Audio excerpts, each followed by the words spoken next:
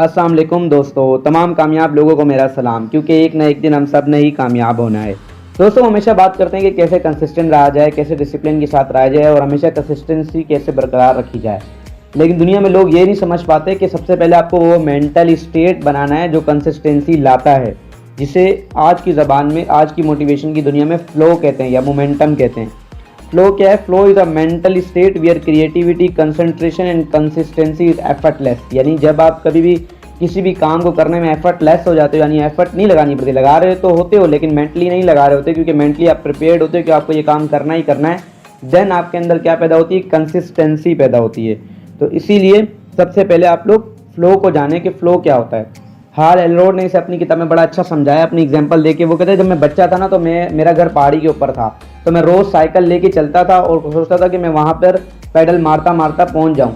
और डेली वो कहते हैं कई किलोमीटर में की कोशिश करता था, लेकिन कभी भी मैं बिना थके बिना रुके कभी भी ऐसा नहीं हुआ कि मैं जो है वो साइकिल चला कर ही पहाड़ी पे अपने घर तक पहुँच गया। फिर वो कहता है कि एक दिन मैंने सुबह सुबह उठा जब ट्रैफिक बिल्कुल भी नहीं होती, ज़ीरो। तो कहता है कि तब मैंने सोचा कि अब ये तरीका, उसने क्या तरीका अप्लाई किया ज़रा वो देखिएगा। उसने कहा कि मैंने ये सोचा कि मैं सिर्फ और सिर्फ टायर को देखूंगा, सिर्फ और सिर्फ टायर को, और मुझे सिर्फ 1.5 फीट आगे नज़र आ रहा था कि क्या दिख रहा है। और कहता है कि मैंने सिर्फ और सिर्फ टायर को देखा और पैडल मारता रहा मारता रहा मारता रहा। पहले तो मैं बहुत दफ़ा कहते कभी इंस्पायरिंग सॉन्ग लगाता था, कभी जो है वो तेज़ तेज़ पैडल मारता था, कभी रुक के फिर तेज़ मारता था, कभी बहुत सी टेक्निक्स इस्तेमाल करता था, लेकिन इस बार मैंने कुछ नहीं किया, सिर्फ टायर को देखता रहा और पैडल मारता रहा मारता रहा मारता रहा। कहता है ऐसे क्या हुआ कि मैंने हर पैडल के ऊपर फोकस किया। और फिर क्या हुआ कि जब मैंने देखा कि कुछ अरसे के बाद, यानी थोड़ी देर के बाद, एकदम मुझे वो वाले पत्थर दिखने लगे जो मेरे घर के करीब थे, और मैंने नज़र उठा के देखी तो मैं पहुंच चुका था। फिर कहता है मैं चीखा, मैंने जोर से चीख मारी, क्या ही मैंने ये कंप्लीट कर दिया है। तब मेरे पड़ोसी निकले और उन्होंने समझा कि ये यंग राइटर है और ये पागल हो गया है। लेकिन वो कहता है कि मुझे इससे एक बात समझ में आई कि फ्लो या मोमेंटम बनता नहीं है, इसे बनाया जाता है। यानी कंसिस्टेंसी बनती नहीं है आपके अंदर। कंसिस्टेंसी को एफर्टलेस बनाने के लिए आपको सिंगल पॉइंट पे, यानी कि जैसे आज का दिन अगर आपका प्लान है, तो आज के दिन अगर आप कंसिस्टेंट रह सकते हो, आप कल भी रहोगे। जो बंदा आज को आज में संभाल सकता है वो कल को कल में भी संभाल लेगा। तो वो कहता है कि मैं पहले क्यों नहीं कर पा रहा था, इसलिए कि जब कभी मैं साइकिल से चलता था तो मुझे लगता था कि आगे बहुत बड़ा रास्ता है और वो मुझे दिखता रहता था, जिसकी वजह से उसका जो यानी मोमेंटम है, उसका एंटी मोमेंटम भी मेरे दिमाग में चलता था और मेरा दिमाग कैप्चर नहीं कर पाता था चीज़ों को, और मुझे गोल्स अपने बहुत बड़े बड़े लगते थे। इसी वजह से मैंने कभी भी कामयाबी हासिल नहीं की। इसी बात को विल स्मिथ ने भी समझाया था कि मेरे माँ बाप ने मुझे ये बात समझाई थी कि हमें हमेशा एक ईंट लगानी होती है, हमें कभी भी दीवार नहीं बनानी चाहिए, हमें एक ईंट अच्छे से लगानी चाहिए, बेहतर से बेहतर तरीके से, और दीवार अपने आप बन के खड़ी हो जाएगी। यही वजह है कि जो लोग फ्लो को महसूस करते हैं या मोमेंटम महसूस करते हैं, वो लोग कंसिस्टेंट रह पाते हैं, क्योंकि फ्लो वो मेंटल स्टेट है जहाँ पे कंसिस्टेंसी एफर्टलेस हो जाती है।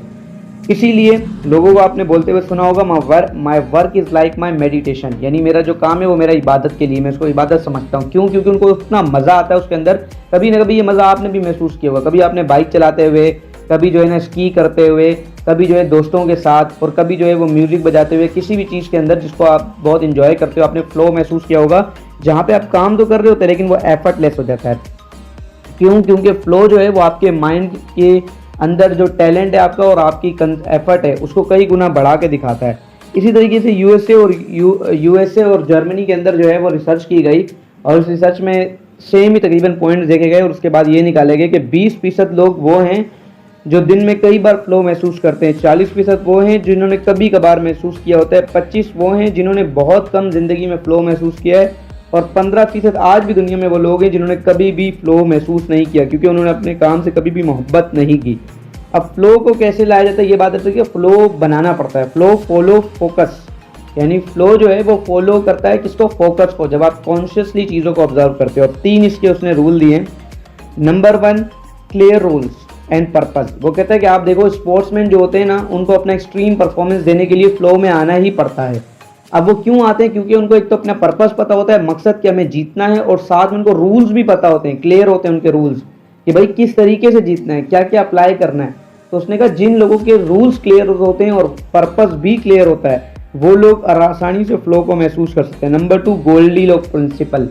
सर, गोल्डीलॉक प्रिंसिपल का मतलब ये प्रिंसिपल या ये असूल हमें ये बताता है कि वो चैलेंजेस आपकी लाइफ में जो कि आपकी स्किल से कम है, वो आपको थका देंगे, आप जल्दी थक जाओगे, आप उससे कुछ भी नहीं सीख पाओगे, ना ही कंसिस्टेंसी बरकरार रखोगे। और वो प्रॉब्लम्स या चैलेंजेस जो आपकी यानी स्किल से बहुत ही ज़्यादा हैं, बहुत ज़्यादा, तो वो भी आपको फ्रस्ट्रेशन या डिप्रेशन का शिकार बना देंगे। इन दोनों के दरमियान जो बीच की स्टेट होगी उसको फ्लो कहते हैं। मतलब आपके पास अगर वो चैलेंजेस हैं जो आपकी स्किल से जो आपको आता है उससे थोड़े से ज़्यादा हैं, तो उसमें कंसिस्टेंसी लाना बहुत आसान है, फ्लो लाना बहुत आसान है। तो इसलिए गोल्डी लॉक प्रिंसिपल हमें बताता है कि बीच की चीज़ों को चुनें, यानी कि जो आपको ना फ्रस्ट्रेट करें, ना डिप्रेशन में डालें और ना ही एक हारा हुआ इंसान महसूस करवाएं। और नंबर तीसरा है फ्लो को महसूस करने का तरीका, वो है कि love what you are doing, यानी जो आप काम करते हो सर उससे जब तक मोहब्बत नहीं होगी कंसिस्टेंसी कभी भी नहीं आएगी। आप दिन में थके थके रहोगे, दिन भागा भागा लगेगा, कुछ भी हासिल नहीं होगा और फिर अगला दिन आ जाएगा। इसी तरीके से 24 घंटे। लेकिन दुनिया के कामयाब जितने भी लोग हैं वो अपने काम से इतनी मोहब्बत करते हैं कि अपने काम में क्लियर रूल्स और पर्पज़ उन्हें पता होता है और साथ में वो गोल्डी लॉक प्रिंसिपल को अप्लाई कर देते हैं, यानी जो उनकी स्किल होती है उससे थोड़ा सा बड़ा चैलेंज लेते हैं और उसको फिर लाते हैं, क्योंकि उसको कंप्लीट करने में इनको फ्लो में आना ही पड़ता है। कैसे? जैसे एक स्पोर्ट्समैन को या किसी बड़े प्लेयर को अपनी एक्सट्रीम परफॉर्मेंस देने के लिए फ्लो में आना ही पड़ता है। तो ये है secret of extreme performance.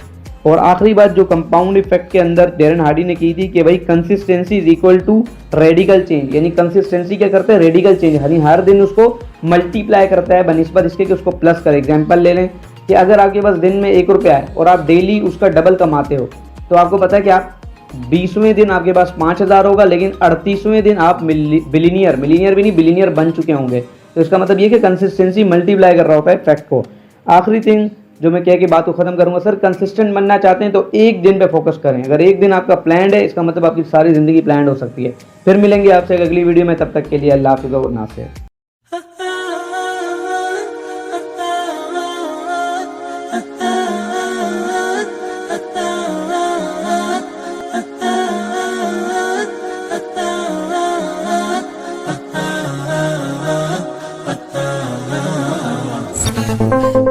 Thank you.